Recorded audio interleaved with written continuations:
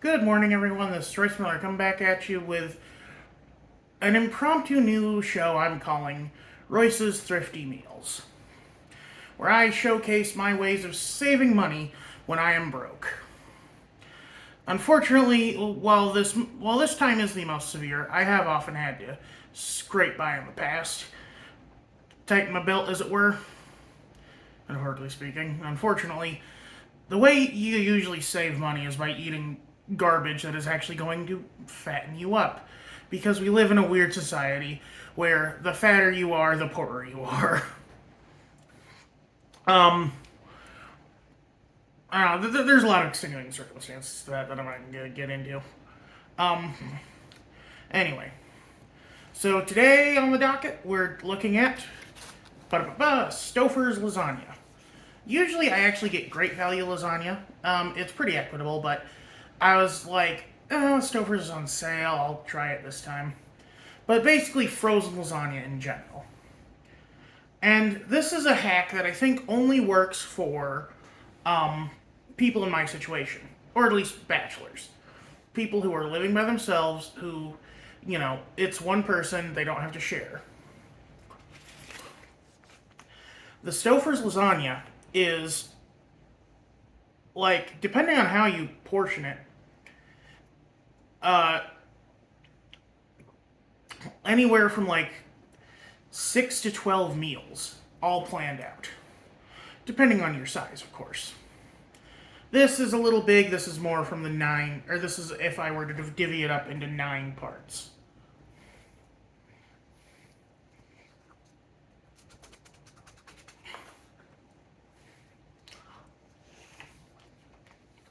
Oh.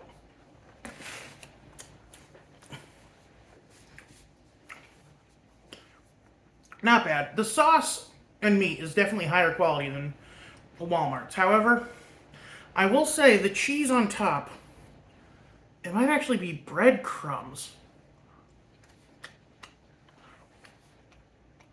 That's cheese. The cheese on top did not properly melt, and I did follow the heating instructions. I believe it said, I'd have to look at it again, but middle of the oven rack, 35 minutes uncovered, 35 minutes uncovered, 65 minutes covered.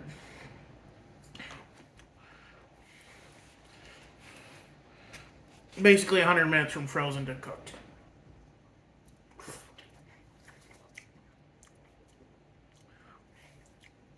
I don't like making my normal meals a spectacle for y'all, but because I do feel like I should have some privacy in my life, but you guys really don't like my content that's not food based.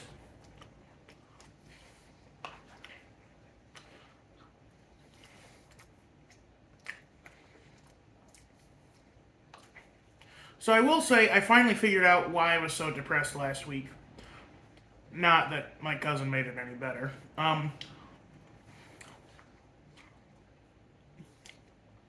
My doctor changed my prescription. So, I was originally at 60 mg or whatever you call it of knockoff Cymbalta. I think it's called duloxetine or something. He wanted to boost me up to 90 milligrams or whatever it's called.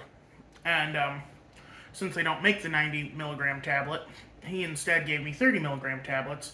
He switched me to that and then said, okay, just take 3 of these over the course of the day. But I had forgotten he had said that, so I was divvying them up as if I were still taking the 60 milligram tablets. Going from 60 to 30, pretty intense.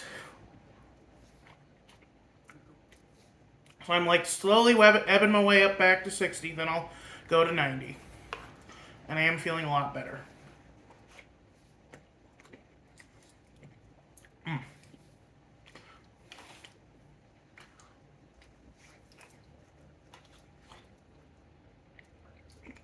My doctor also gave me a note for a emotional support animal, but Sadly, my cousin and brother both vetoed the idea.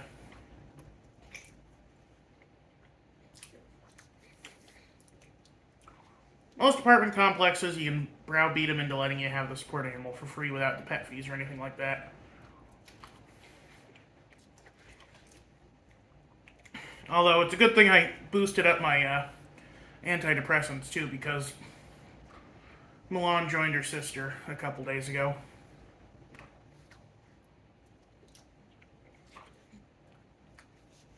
My brother and I had the exact same reaction. It's like where the red fern grows.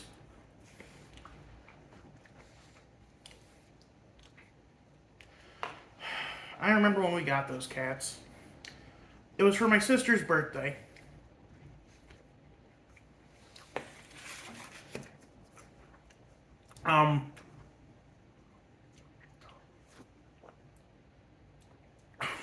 Here's how you know I'm trying to scrimp by. I'm drinking water.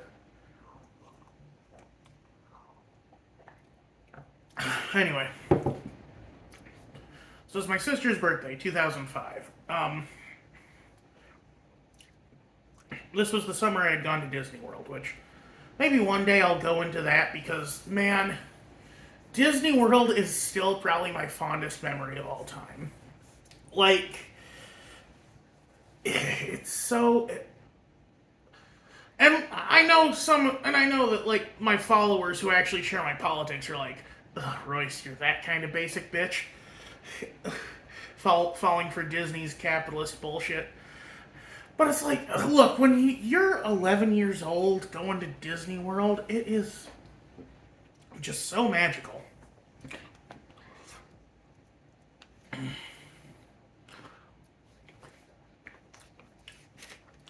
And you're old enough to actually appreciate most of it, too.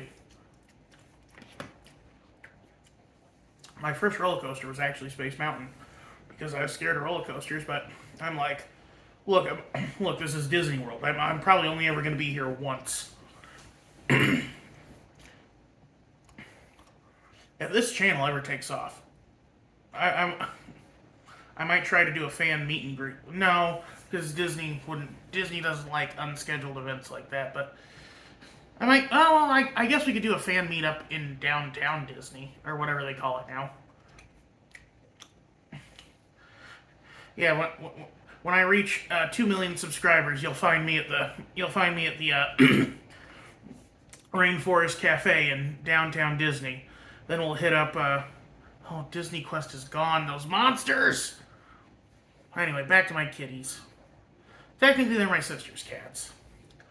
So, for my sister's birthday, we were, Dad got her the 2 cats.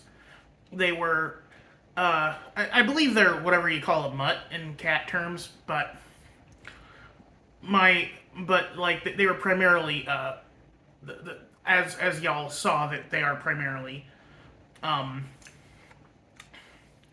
what do you call it? Siamese. Which I'm not sure how, well-aged that term is. I think Himalayan is another term, but, Himalayans are a lot more fuzzy. Sassy from Homeward Bound was a Himalayan. Sally Field's character. So was Cerbic toward Shadow and Chance. And while Chance maybe deserved it, Shadow's just a good boy. God, I cannot watch that movie without crying. I can't watch any animal movie without crying. I watched frickin', what was it? I watched, when I was being babysat by one of my parents' friends, they put in this movie where a boy finds a frog, and then the frog escapes. And I started crying at that, even though it was, a child-friendly comedy. The boy's pet went away. That's just how dumb I am. Anyway. So, I guess because Disney was on our brains, we finally settled on naming them Jasmine and Milan, after the only 2 Asian Disney princesses. Man.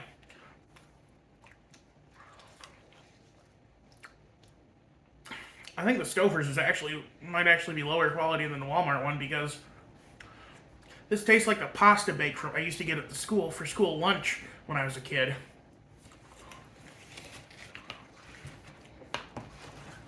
Needs garlic.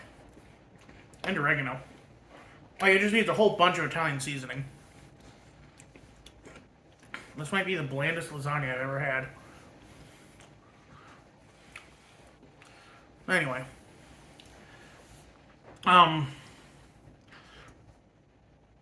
I joke, my family's racist enough to name them after the Asian Disney princesses because they're Asian cats, but not racist enough to name them Cy and Am after the two cats from Lady and the Tramp.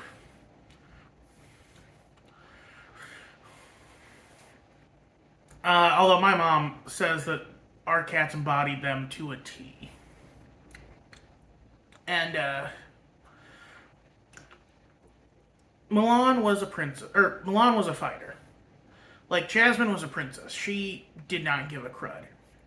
She, if you wanted to pick her up and hold her, she was like, yeah, whatever. But Milan, she was, as Drawfee would put it, a wiggle monster. If you picked her up for more than a few seconds, she was like, no, no. She liked being pet, but she did not like being held.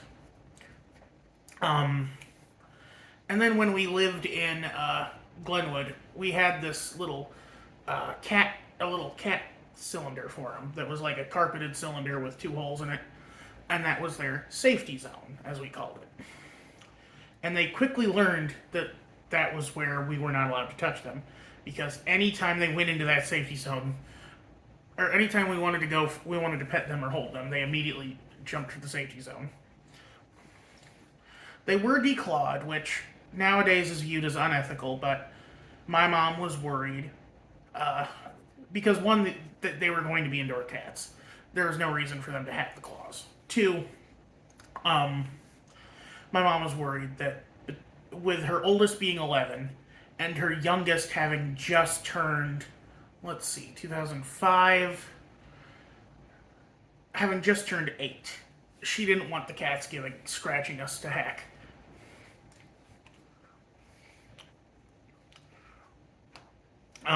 Also, it saved them a lot on, it saved their furniture too.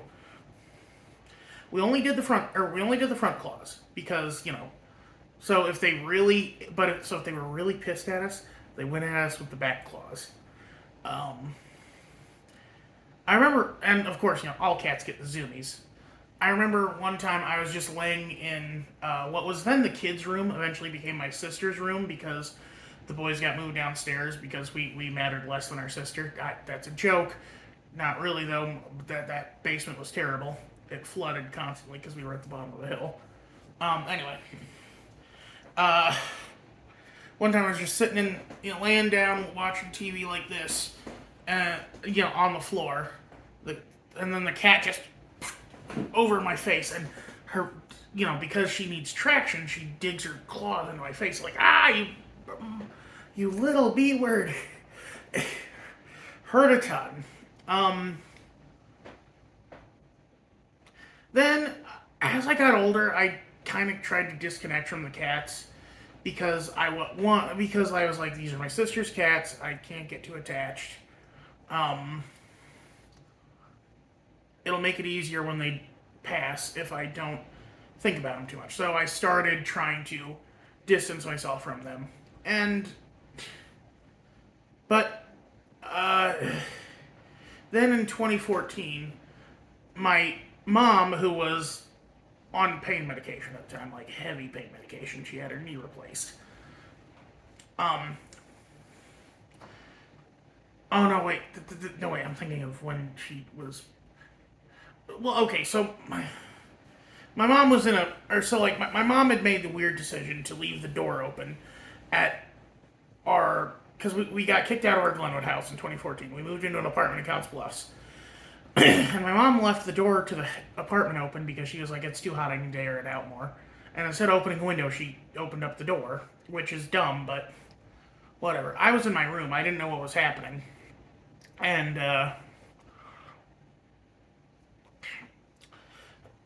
so the cats got out, and I immediately went to the college, printed out missing posters, withdrew the last of my loan money as to give to anyone who would give us information on the cats, and we managed to get them back by grace of God. One of them was a nice family, found one of them, took her in, and called us, gave them $50, and then another was reported to us. Never was able to track them down to give them their reward money. And but I was going around shaking a bag of Temptations cat treats, their favorite thing, saying like, because I think it was Jasmine who was still missing. So I was like, Jasmine, Jasmine, and I started hearing this pathetic little meow. So I walked up to the second story of of a different apartment in the complex, and saw her just sitting on a porch chair, like just shivering in the cold because it was December in Iowa. It gets pretty cold there. And I took her home, and I was so sad. And like that's when I think I made the decision to try and disconnect myself from the cats more. But so that was. But then then we moved to South Dakota. Then we moved to Nebraska. Like we moved everywhere for a while. It was nuts. When finally we got to where we live, where my mom lives now, where I lived until lightning struck the place.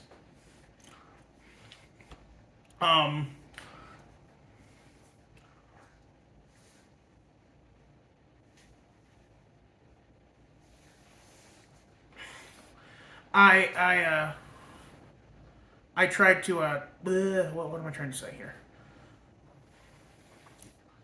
I was trying to like keep myself, I'm like, these cats are getting old. I gotta be as disconnected from them as I can, so that I don't feel bad when they die. But then like about 2017, I was like, no, I need these cats in my life. They're precious little angels, and I needed, they were there for me when I was at some of my lowest points. Then in 2021, my mom had congestive heart failure. I was told she was going to die. But my mom is the most stubborn woman on God's green earth. She punched death right in the jaw. If you think I'm a mama's boy, it's just because, like, when you almost lose someone, you do try to make, and you do get that second chance, you try to make it count. After that, I tried to never get in an argument with her again. I tried to be, I joke with her sometimes, but I never insult her. I never try to be mean to her. I try to keep her as close as I can. But she had to go on oxygen. So, we sent the cats to live with Grandma back in Des Moines. And, that's where they lived for, until they passed away this year. And my grandma was a wonderful person taking care of them. She put up with them in ways that I don't think anyone else would. They literally tripped her and knocked her over. And she was like, and she didn't, I feel like someone else would have thrown them out after that point. But my Grandma Nancy is just the most wonderful person. And she did take good care of them. My brother said that she blames herself for them dying, but it's not her fault. They're just old. One was having liver failure. The other had a stroke. It's not rocket science.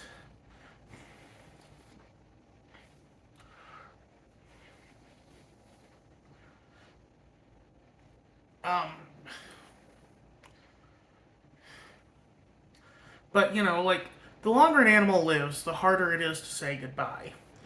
I feel like people who take care of fish and, fish and uh, rats and stuff do like have a better grip on how to let go. But I think my grandma Cindy said it best. She doesn't want another dog because she can't deal with the loss again after losing Roscoe last year.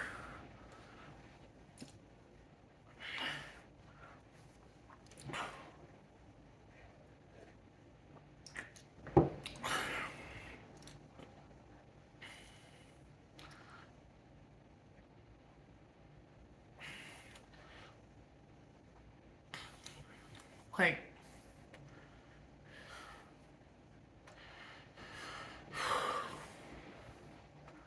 I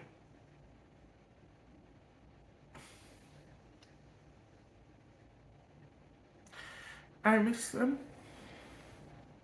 I miss petting them, and they'd bite my hand until it looked like I had like the mark of the outsider inscribed on the back or something. I miss them cuddling with me in the cold basement in the middle of winter because that basement was freezing, and I had a little space heater keeping my area warm, and they'd just nestle in my armpit. And I miss them sleeping on top of me like I was Totoro when they were, the little kids.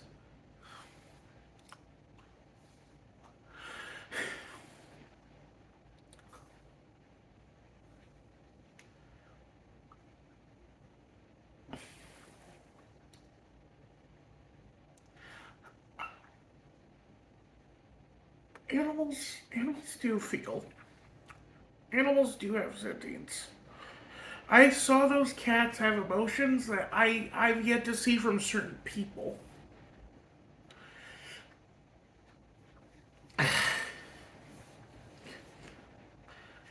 I I finished lasagna a long time ago, guys. I'm sorry. I think I better head out now. Y'all have a good one. This is Royce Miller. I'm outie.